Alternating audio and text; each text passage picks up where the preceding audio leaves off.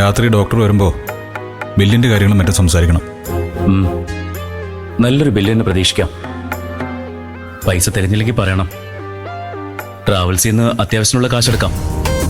നോക്കട്ടെ, ചിലപ്പോൾ ബില്ലിൻ്റെ കാര്യത്തിൽ അമ്മ തന്നെ എന്തെങ്കിലും പരിഹാരം ഉണ്ടാക്കും. അതൊന്നും ഓർത്ത് എന്നോട് ടെൻഷൻ ആവണ്ടെന്ന് അമ്മ പറഞ്ഞേ. അതൊന്നും വേണ്ട ഇന്ദ്രേട്ടാ. അമ്മ തൽക്കാലം രവിയോട് കടം വാങ്ങിച്ച് കൊടുക്കുമായിരിക്കും. അത് സമ്മതിക്കരുത്. നമുക്ക് നാണക്കേടാത്. അതുമാത്രമല്ല, കൃത്യമായ ഹോസ്പിറ്റൽ ബില്ല് നമ്മുടെ കയ്യിൽ കിട്ടണം. അമ്മയ്ക്ക് എന്തൊക്കെ ട്രീറ്റ്മെന്റ് അവിടെ നടത്തിയെന്ന് നമുക്കറിയണമല്ലോ. സത്യത്തിൽ അമ്മയുടെ അസുഖം പോലും ഉള്ളതാണോ എന്ന് എനിക്കൊരു സംശയമുണ്ട്.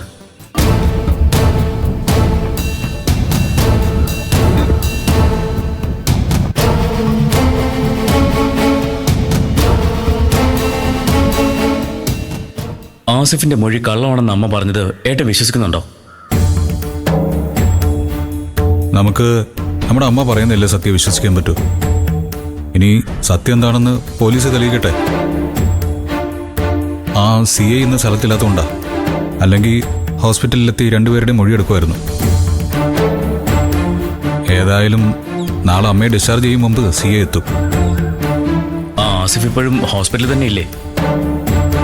ആ, അവനവിടെ തന്നെ ഉണ്ട്. പോലീസ് പറയാതെ അവനെ അവിടെ നിന്ന് ഡിസ്ചാർജ് ചെയ്യില്ല. ജീവൻ രാജിന് അങ്ങനൊരു അപകടം ഉണ്ടായതിലും മഞ്ചാരിയുടെ കല്യാണം മുടങ്ങിയതിലും അമ്മയ്ക്ക് ഒരു പങ്കുമില്ലെന്ന് ഏട്ടന് തോന്നുന്നുണ്ടോ?